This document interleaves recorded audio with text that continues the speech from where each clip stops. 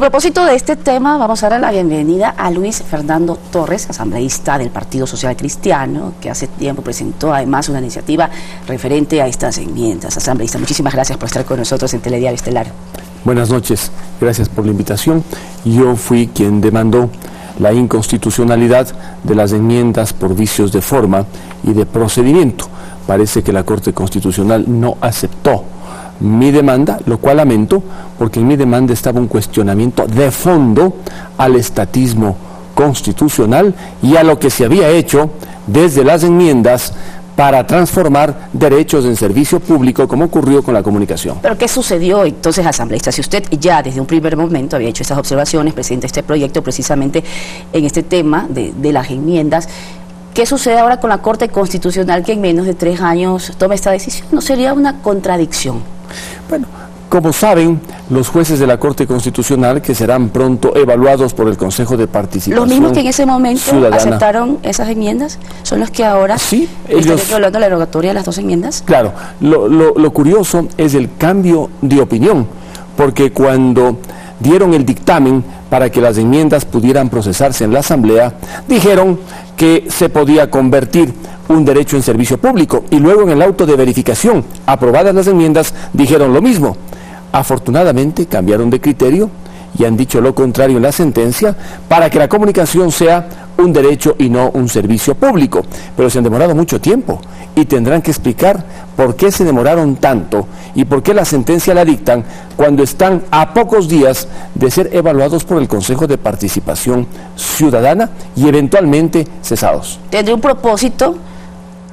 propósito precisamente en este tiempo, un tipo salvavidas tal vez?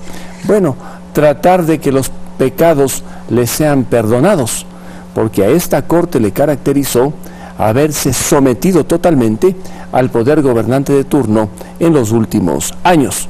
Y por esa razón parece que ahora cambian, han hecho bien en cambiar, porque es, digamos, una medida positiva el haber declarado inconstitucionales por la forma las enmiendas constitucionales, pero demasiado tarde, nos han hecho esperar mucho tiempo. Pudieron haber dictado esta sentencia antes. Dentro de la Corte Constitucional existen buenos y buenas juezas muy preparados, pero en conjunto la Corte fue demasiado reverente con el poder autoritario que se instaló en nuestro país. ¿Esto qué significaría? Retrocediendo un poco el tiempo, cuando se aprueban estas 12 enmiendas, ¿qué significaría que la Corte Constitucional actuaba a través de un paraguas político? Sí, es fácil analizar el dictamen con el cual la Corte Constitucional dio luz verde a las enmiendas. Allí justificaron lo injustificable, y en el auto de verificación que dictaron poco después de que las enmiendas se aprobaron en la Asamblea, dijeron lo mismo. Afortunadamente para los ecuatorianos han cambiado de opinión. El cambio de opinión entiendo que estará debidamente sustentado en la sentencia, porque si no fundamentan también sería una vergüenza una sentencia de esa naturaleza, como aquella relacionada, por ejemplo, con la educación sexual de los adolescentes y que fue motivo de debate en la Asamblea Nacional. En el párrafo 123, me parece, trasladan la lucha de clases a la familia. En esa sentencia 5 jueces dicen que en los conflictos que deben existir por temas culturales, por temas de libertad sexual, entre padres y sus hijos adolescentes, al final tienen que triunfar los hijos con la ayuda del Estado. Abren la puerta para que dentro de ese conflicto y esa lucha intervenga el Estado en temas de derechos sexuales. Es increíble lo que hicieron, y basta leer el párrafo 123 o 124 de esa sentencia irrita. De hecho, sería bueno además recordar a la ciudadanía que está en este momento acompañándonos en esta entrevista cuáles eran las otras enmiendas. Por ejemplo, estaba la edad de los candidatos. Yo recuerdo que en ese momento conversamos en una entrevista, precisamente 30 años se cambiaba la edad para candidatos de presidentes. También la misión de las Fuerzas Armadas, que tenían ya como misión la defensa de la soberanía e integridad nacional y complementaria a apoyar en la seguridad integral del Estado. Se le sumaba otra atribución a las Fuerzas Armadas. Los fondos del IES, ¿no?, que había algo conceptual, un término de previsionales a provisionales. Todo esto fue generando además varias protestas sociales, ¿no? Además, recordemos que eso fue lo que le causó la salida a Fernando Bustamante de Alianza País del Bloque, porque fue muy frontal en la oposición. Mire, de las 12 enmiendas, por lo menos 2 eran razonables.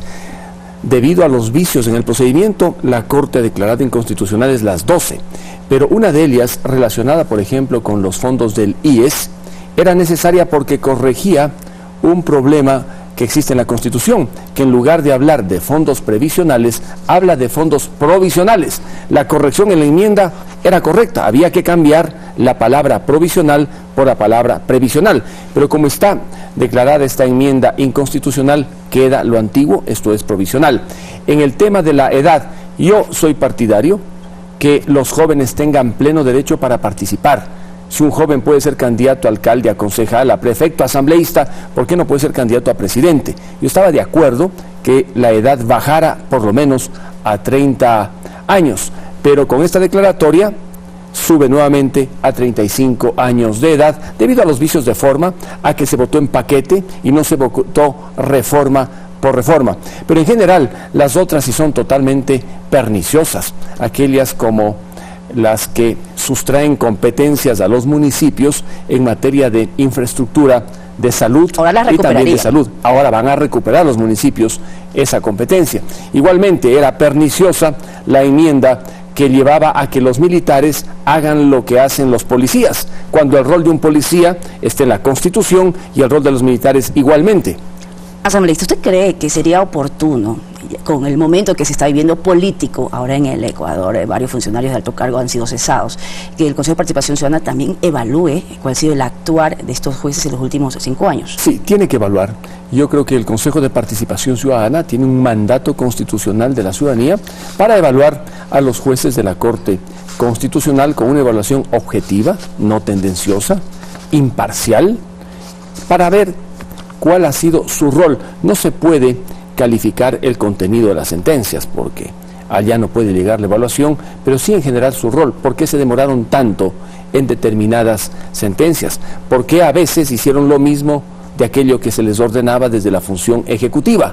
Como ocurrió, por ejemplo, con la Ley Orgánica de Comunicación, cuya inconstitucionalidad también la demandé, y hasta ahora recuerdo cómo los jueces de la Corte Constitucional, con un fallo muy mal fundamentado, le dieron la razón al régimen autoritario de aquel entonces, en lugar de garantizar los derechos de los ciudadanos. Sería importante también explicar, asambleísta, cuál sería el transitar de esta derogatoria de las enmiendas. ¿Podría, por ejemplo, también pasar a la Asamblea Nacional? Bueno, la Corte Constitucional debe limitarse a declarar la inconstitucionalidad de las enmiendas por la forma, pero bien podría también modular de alguna manera y señalar cuál es el alcance de tal declaratoria de inconstitucionalidad, aunque no es lo más ortodoxo. Yo no he leído en detalle la sentencia, solo conozco el anuncio que hicieron los jueces. Parece que hace pocas horas han notificado a alguno de los abogados que patrocinó la demanda que yo presenté. Voy a estar atento a esos detalles, porque si la Corte Constitucional solamente se limita a declarar la inconstitucionalidad de las enmiendas, la Asamblea deberá asumir la tarea de podadora para comenzar a podar todo lo que sobra. Y entre lo que sobra está la Ley Orgánica de Comunicación, que tiene que ser modificada sustancialmente para que la comunicación sea un derecho pleno y no un servicio público. Y ya para finalizar, hablando de gente joven y de candidaturas, ¿cómo le va el respaldo a su candidatura a la alcaldía? Muchísimas gracias por la pregunta.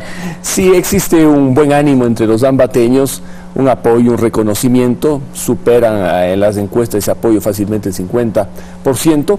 Si yo tuviera que tomar una decisión por las encuestas, debería decir en este momento sí, pero más allá de lo que dicen las encuestas está el desafío de liderar una ciudad tan importante como Ambato en un proceso de cambio, y por ello yo me reservo el derecho a anunciar formalmente si seré o no candidato a la alcaldía de Ambato para finales de año, finales del mes de noviembre. Las campañas estarían próximas iniciando. Sí, las campañas inician en el mes de febrero, las inscripciones concluyen a finales del mes de diciembre, hay tiempo todavía y no por mucho madrugar amanece más temprano. Lo importante es que ciudades como Ambato necesitan un cambio sostenido para generar seguridad, producción, empleo y sobre todo para ser ciudades sustentables en las que la gente quiera con buen ánimo, con alegría, vivir, trabajar e invertir. Muchísimas gracias.